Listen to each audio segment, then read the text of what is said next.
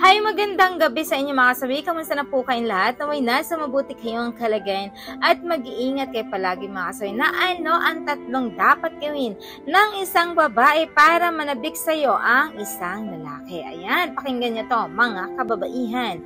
Una mga kasawi is pabibitinin muna. Ayan. For example mga kasawi, kapag kayo ay nagkasama ng iyong jowa, kapag ka ito'y humalik sa iyo, kailangan hanggang halik lang muna.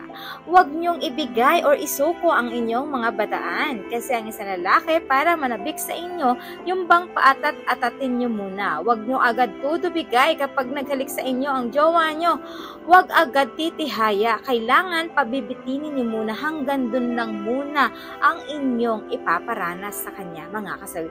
Ayan yung ating una na dapat gawin. Ang pangalawa mga kasawi is pa-virgin effect muna. Siyempre ang mga kalalakihan, kahit pa kayo ay may nangyayari na sa inyo na magjowa, kailangan hindi kagad. Ayan, kapag niyaya ka ng iyong jowa ay sunggab agad. Ayan, titihaya ka kagad. Kailangan huwag munang bumigay. Kailangan muna ay pabibitinin mo. Hayaan mo lang siya na magyaya. Siyempre ikaw kapag kaganan ay paayaw-ayaw. Yung bang feeling mo is virgin ka pa pero hindi naman talaga dahil meron nang nangyayari sa inyo. Dahil kapag ang isang lalaki ay nabibitin, mas lalo silang natatakam or mas lalo silang nananabik sa inyo kapag kayo ay ganito ang ginagawa sa kanya mga kasawi. Ayan yung ating pangalawa na dapat gawin. Ang pangatlo mga kasawi is huwag pa easy to get. Laging tandaan sa mga kababaihan kung talagang gustong-gusto nyo na manabik sa inyo ang inyong mga jowa. Kailangan ay huwag kayo masyadong mabilis bumigay. Patagalin nyo pa.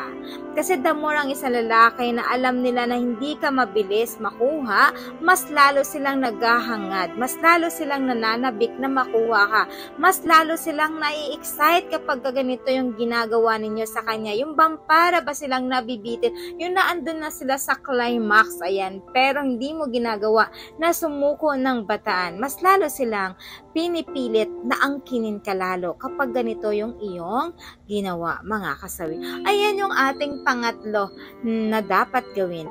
At syempre hindi mawawala yung aking advice sa topic na ito mga kasawi. Lagi nyo tatandaan sa mga kababaihan, lalong-lalo na dito sa may mga jowa, ayan.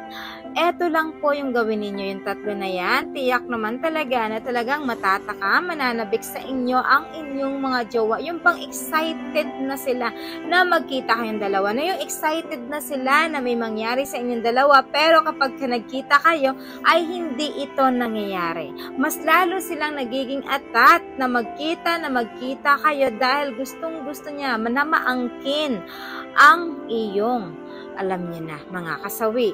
At kaya mga girls ha, lagi niyong tatandaan ha, huwag kaagad kapag ka nagyaya sa inyo ang inyong mga jowa, huwag titihaya, tiyakin na talagang papabitinin niyo muna sila para naman ma-enjoy nila yon mga kasawi.